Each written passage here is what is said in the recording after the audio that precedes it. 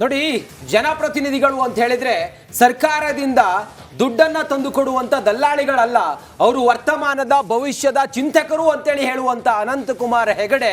ಆದ್ರೆ ಕ್ಷೇತ್ರದಲ್ಲಿ ಏನ್ ಮಾಡಿದ್ದಾರೆ ಅನ್ನೋದು ಈ ಬಾರಿಯೂ ಕೂಡ ಅವರು ಆಕಾಂಕ್ಷಿ.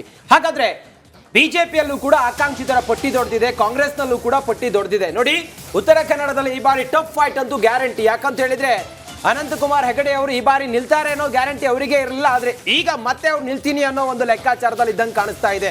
ಎರಡೂ ಪಕ್ಷದಲ್ಲಿ ಟಿಕೆಟ್ ಫೈಟ್ ಅಂತೂ ಜೋರಾಗಿದೆ. ಇದೀಗ ಕ್ಷೇತ್ರದಲ್ಲಿ ಸೈಲೆಂಟ್ ವೈಲೆಂಟ್ ವಾರ್ ನಡೀತಾ ಇದೆ ಟಿಕೆಟ್ಗೋಸ್ಕರ. ವೈಲೆಂಟ್ ಆಗೋ ಸಾಧ್ಯತೆಗಳು ಕಂಡು ಬರ್ತಿದೆ ಅಂತ. ಖಂಡಿತ. ಆಕಾಂಕ್ಷಿಗಳು ಯಾರ್ಯಾರು ಹಾಗಾದ್ರೆ ಪಟ್ಟಿಯಲ್ಲಿ ಯಾರೆಲ್ಲರ ಹೆಸರು ಪ್ರಮುಖವಾಗಿ ಕೇಳೋಕ್ ಸಿಗ್ತಾ ಇದೆ ಅದನ್ನ ಕ್ವಿಕ್ ಆಗಿ ಗಮನಿಸ್ತಾ ಹೋಗೋಣ. ಮೊದಲನೇದಾಗಿ ಕೇಸರಿಪಾಳ್ಯ, ಭದ್ರಕೋಟೆ. ಹಿಂದೊಮ್ಮೆ ಮಾರ್ಗರೆಟ್ ಆಳ್ವ ಅವರು ಗೆದ್ದದನ್ನ ಹೊರತುಪಡಿಸಿದ್ರೆ ಕಾಂಗ್ರೆಸ್ ಅಲ್ಲಿ ಖಾತೆ ತೆರೆದ ಉದಾಹರಣೆ ದಶಕಗಳಿಂದ ಇಲ್ಲ. ಹಾಗೆ ಸ್ವತಂತ್ರ ಅಭ್ಯರ್ಥಿಯಾಗಿ ಒಂದು ಬಾರಿ ದಿನಕರ್ ಅವರು ಗೆದ್ದದನ್ನ ಬಿಟ್ರೆ ಬಹುತೇಕ ಬಾರಿ 6 ಬಾರಿ ಹಾಲಿ ಸಂಸದರಾದ ಅನಂತಕುಮಾರ್ ಹೆಗಡೆ ಅವರೇ ಗೆಲ್ತಾ ಬರ್ತಿದ್ದಾರೆ. ಆದ್ರೆ ಅವರ ವಿರುದ್ಧವಾಗಿ ಸ್ವಪಕ್ಷದಲ್ಲೇ ಕೂಡ ಈ ಬಾರಿ ಬದಲಾವಣೆ ಬೇಕು ಅಂತ ಹೇಳಿ ಆಗ್ರಹ ಕೇಳೋಕ್ ಸಿಗ್ತಾ ಇದೆ. ಹೀಗಾಗಿನೇ ಅನಂತಕುಮಾರ್ ಹೆಗಡೆ ಅವರ ಜೊತೆಯಲ್ಲೇ ವಿಶ್ವೇಶ್ವರ ಹೆಗಡೆ ಕಾಗೇರಿ ಅವರು ಕೂಡ ಪೈಪೋಟಿಯಲ್ಲಿದ್ದಾರೆ. ನಮಗೊಂದು ಅವಕಾಶ ಕೊಟ್ಟು ನೋಡಿ ಅಂತ ಹೇಳಿ. ಹಾಗೆ ಹರಿಪ್ರಕಾಶ್ ಕೋಣೆಮನೆಯವರು, ನಾನು ಹೇಳ್ತಾ ಇದ್ದೆ, ಮಾಧ್ಯಮದ ರಂಗದಲ್ಲಿ ಇದ್ರು, ಇದೀಗ ಬಿಜೆಪಿ ವಕ್ತಾರರಾಗಿದ್ದಾರೆ. ಅವರು ಬಿಜೆಪಿ ಪಾರ್ಟಿಗೆ ಹೋಗಿದ್ದೇನೆ, ಇಲ್ಲಿನ ಟಿಕೆಟ್ ಆಕಾಂಕ್ಷೆಗೆ ಅನ್ನೋ ಮತ್ತೊಂದು ವಿಶ್ಲೇಷಣೆ ಕೂಡ ಕೇಳೋಕ್ ಸಿಗ್ತಾ ಇದೆ. ಹಾಗೆ ನಾಗರಾಜ್ ನಾಯಕ್ರು ಆ ಕ್ಷೇತ್ರ ವ್ಯಾಪ್ತಿಯಲ್ಲಿ ಬಿಜೆಪಿಯ ಹಿರಿಯ ಮುಖಂಡರು, ಹಾಗೆ ಲೋಕಲೈಟ್ ಅನ್ನೋ ಕಾರಣಕ್ಕೆ ಈ ಕಾರ್ಯಕರ್ತರ ಮಟ್ಟದಲ್ಲಿ ಸಾಕಷ್ಟು ಚಿರಪರಿಚಿತರಿರೋ ಕಾರಣಕ್ಕೆ ಅವ್ರಿಗೂ ಒಂದು ಅವಕಾಶ ಸಿಗಬೇಕು ಅನ್ನೋದು ಸದ್ಯಕ್ಕೆ ಆ ಕ್ಷೇತ್ರ ವ್ಯಾಪ್ತಿಯಲ್ಲಿ ಚರ್ಚೆಗೆ ಒಳಪಡ್ತಾ ಇರುವ ಹೆಸರು. ರೂಪಾಲಿ ನಾಯಕ್ ಮಾಜಿ ಶಾಸಕಿ, ಹಾಗೆ ಕ್ಷೇತ್ರದವರು. ಹೀಗಾಗಿ ಅವ್ರಿಗೂ ಕೂಡ ಮಹಿಳಾ ಕೋಟಾದಲ್ಲಿ ಇನ್ ಕೇಸ್ ಏನಾದರೂ ಕೊಡಬಹುದು ಅನ್ನೋ ಲೆಕ್ಕಾಚಾರ ಇದೆ. ಇವರು ಕೂಡ ಇದೇ ಮಹಿಳಾ ಕೋಟಾದ ಟ್ರಂಪ್ ಕಾರ್ಡ್ ಅನ್ನ ಬಳಸಿಕೊಂಡು ಲೋಕಸಭಾ ಟಿಕೆಟ್ಗೋಸ್ಕರ ನಿರೀಕ್ಷೆಯಲ್ಲಿದ್ದಾರೆ. ಇದರ ಜೊತೆಗೆ ವೆಂಕಟೇಶ್ ನಾಯಕ್ ಅವರು ಬಿಜೆಪಿಯ ಮುಖಂಡ, ಅವರು ಕೂಡ ಅಭ್ಯರ್ಥಿಗಳ ಆಕಾಂಕ್ಷಿಯ ಪಟ್ಟಿಯಲ್ಲಿದ್ದಾರೆ. ಸುನಿಲ್ ಹೆಗಡೆ ಮಾಜಿ ಶಾಸಕರು, ಹಾಗೆ ಡಾಕ್ಟರ್ ಜಿ ಹೆಗಡೆ.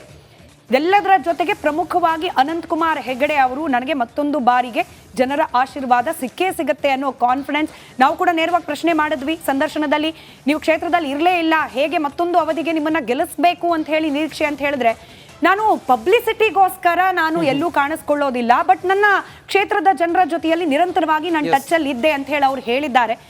ನಿಜಾನ ಆ ಕ್ಷೇತ್ರದ ಜನರೇ ಡಿಸೈಡ್ ಮಾಡಬೇಕು. ಕಾಂಗ್ರೆಸ್ ಆಕಾಂಕ್ಷಿಗಳು ಯಾರು ಅಂತ ಹೇಳಿ ನಾವು ನೋಡೋಣ. ಅಂಜನಿ ನಿಂಬಾಳ್ಕರ್ ಮಾಜಿ ಶಾಸಕ, ಈ ಬಾರಿ ಕಾಂಗ್ರೆಸ್ ಟಿಕೆಟ್ ಸಿಗುತ್ತೆ ಅನ್ನುವ ಲೆಕ್ಕಾಚಾರದಲ್ಲಿ ಇದ್ದಾರೆ.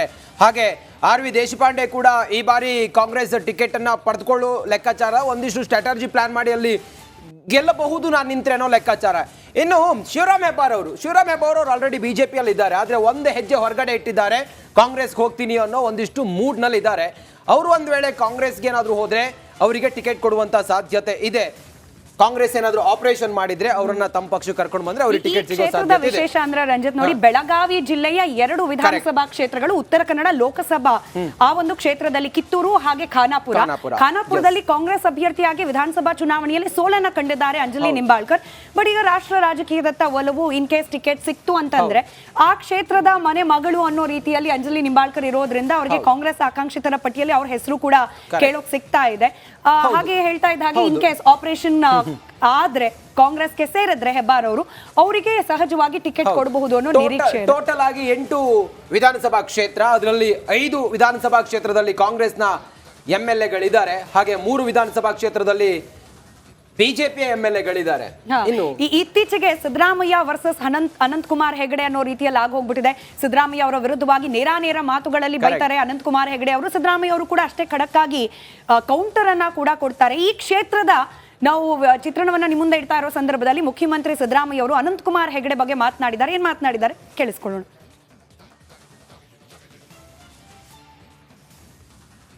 ಅನಂತಕುಮಾರ್ ಹೆಗಡೆ ಅವರು ಮಂತ್ರಿಯಾಗಿದ್ದಂಥ ಸಂದರ್ಭದಲ್ಲಿ ನರೇಂದ್ರ ಮೋದಿಯವರ ಮಂತ್ರಿಮಂಡಲದಲ್ಲಿ ಮಂತ್ರಿಯಾಗಿದ್ರು. ಅವರು ಒಮ್ಮೆ ಹೇಳಿದ್ರು ರಾಯಚೂರಿನಲ್ಲಿ, ನಾವು ಅಧಿಕಾರಕ್ಕೆ ಬಂದಿರತಕ್ಕಂಥದ್ದೇ ಸಂವಿಧಾನವನ್ನ ಬದಲಾವಣೆ ಮಾಡಲಿಕ್ಕೋಸ್ಕರ. ಅವರು MP ಆಗಿ ಹೇಳಿದಂಥ ಮಾತಲ್ಲ, ನರೇಂದ್ರ ಮೋದಿಯವರ ಮಂತ್ರಿಮಂಡಲದಲ್ಲಿ ಮಂತ್ರಿಯಾಗಿ ಹೇಳಿದಂಥ ಮಾತು.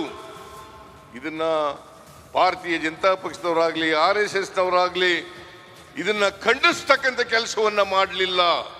ಅಷ್ಟೇ ಏಕೆ,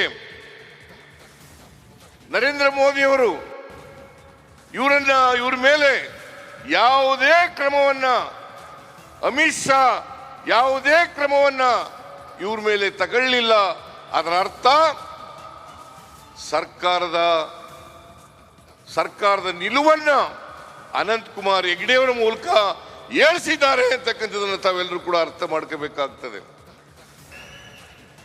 ಅನಂತಕುಮಾರ್ ಉತ್ತರ ಕನ್ನಡ ಜಿಲ್ಲೆಯಲ್ಲಿ ನಮ್ಮ ಸಂಸದರಾದಂಥ ಅನಂತಕುಮಾರ್ ಹೆಗಡೆ ಸರ್ ಅವರು ಇರೋದ್ರಿಂದ ಹೆಚ್ಚಿನದಾಗಿ ಆಕಾಂಕ್ಷಿಗಳು ಇದ್ದಾರಂತ ಲಿಸ್ಟ್ ಹೋಗ್ತಾ ಇದೆ ಬಿಟ್ಟರೆ ಆ ಥರ ಏನೂ ಇದಿಲ್ಲ. ಯಾಕಂದರೆ ಅವರೇ ಒಂದೇ MP ಆಗಬೇಕು ಅನ್ನೋದು ನಮ್ಮೆಲ್ಲರ ಆಸೆಯಾಗಿದೆ.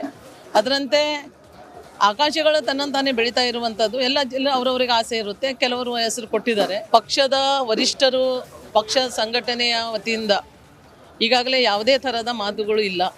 ಜೊತೆಯಲ್ಲಿ ಈಗಾಗಲೇ MP ಇಲೆಕ್ಷನ್ ಇನ್ನೂ ಕೂಡ ಏನೂ ಯಾವುದೇ ವಿಷಯದಲ್ಲಿ ಸ್ಟಾರ್ಟ್ ಆಗಿಲ್ಲ. ಜೊತೆಯಲ್ಲಿ ನಾವು ಅಪೇಕ್ಷಿತರೇನಲ್ಲ. ಆದರೆ ಸಂಘಟನೆ ಯಾವಾಗ ಯಾವುದು ಜವಾಬ್ದಾರಿಯನ್ನು ಕೊಡ್ತದೆ ಅಥವಾ ಯಾವುದೋ ಒಂದು ಸೀಟನ್ನು, ಇದು ಯಾವುದೇ ರಾಜಕೀಯ ತೀರ್ಮಾನ ಆಗಿರಲಿಲ್ಲ, ನನ್ನ ವೈಯಕ್ತಿಕ ತೀರ್ಮಾನ ಆಗಿತ್ತು. ಇವತ್ತೇನೋ ಒಂದು ಹೊಸ ತಿರುವು ತಗೊಂಡು ಹೊರಟಿದೆ, ಗೊತ್ತಿಲ್ಲ ಅದಕ್ಕೆ ಹೇಗೆ ಪ್ರತಿಕ್ರಿಯಿಸಬೇಕು ಒಮ್ಮೆಲೆ ಅನ್ನುವಂಥದ್ದು ಕೂಡ ನನಗೆ ಅರ್ಥ ಆಗ್ತಾ ಇಲ್ಲ. ಒಟ್ಟಾರೆ ಪಾರ್ಟಿ ಗೆಲ್ಲಬೇಕಿಲ್ಲಿ, ಗೆಲ್ಲತ್ತೆ. ಹಾಗೇನಿಲ್ಲ, BJP ತನ್ನದೇ ಆಗಿರತಕ್ಕಂಥ ಶಕ್ತಿ ಇದೆ, ಸಾಮರ್ಥ್ಯ ಇದೆ, ಖಂಡಿತವಾಗಿ ಗೆಲ್ಲತ್ತೆ.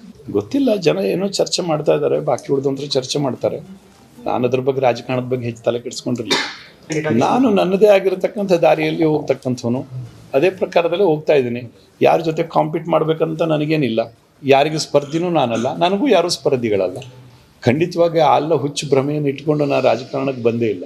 ರಾಜ್ಯ ಏನೋ ಭಗವಂತ ಒಂದು ಅವಕಾಶ ಕೊಟ್ಟಿದ್ದಾನೆ, ಅದಕ್ಕೋಸ್ಕರ ಇಲ್ಲಿದ್ದೀವಿ ಅಷ್ಟೇ. ಅನೇಕ ತರ್ಕ ವಿತರ್ಕಗಳು ಚರ್ಚೆಯಲ್ಲಿ ಬರ್ತವೆ. ಆಕಾಂಕ್ಷಿಗಳು ಈಗಾಗಲೇ ಒಂದು 6 ಆಕಾಂಕ್ಷಿಗಳನ್ನು ನಾವು ಗುರುತಿಸಿದ್ದೇವೆ. ಅದು ಇನ್ನು ಬಹಿರಂಗಪಡಿಸ್ಲಿಕ್ಕೆ ಆಗುವುದಿಲ್ಲ. ಯಾಕಂದರೆ ನಮ್ಮ ಹೈಕಮಾಂಡ್ ಏನು ತೀರ್ಮಾನ ತಗೊಳ್ತದೋ ಅದ್ರ ಮೇಲೆ ಅದು ನಿರ್ಣಯ ಆಗ್ತದೆ. ಯಾಕಂದರೆ ಈಗ ನಮ್ಮ ಏನು MP ಕ್ಷೇತ್ರ 8 ವಿಧಾನಸಭಾ ಕ್ಷೇತ್ರ ಇದೆ. ಅದರಲ್ಲಿ 5 ಕ್ಷೇತ್ರದಲ್ಲಿ ನಮ್ಮ ಶಾಸಕರಿದ್ದಾರೆ. ಹಾಗೆ ಉಳುಕಿ ಕೊಡೋದು ಬೇರೆ ಬೇರೆ ಮತ್ತೆ 3 ಕ್ಷೇತ್ರಗಳಿವೆ. ಅಲ್ಲಿ ಸ್ವಲ್ಪ ಅಲ್ಪಮತದಿಂದ ನಾವು ಬಿದ್ದಿದ್ದರಿಂದ ನಮ್ಮ ಕ್ಷೇತ್ರ ಭಾಳ ಸ್ಟ್ರಾಂಗ್ ಇದೆ. ನಾವು ಈ ಸಲ 100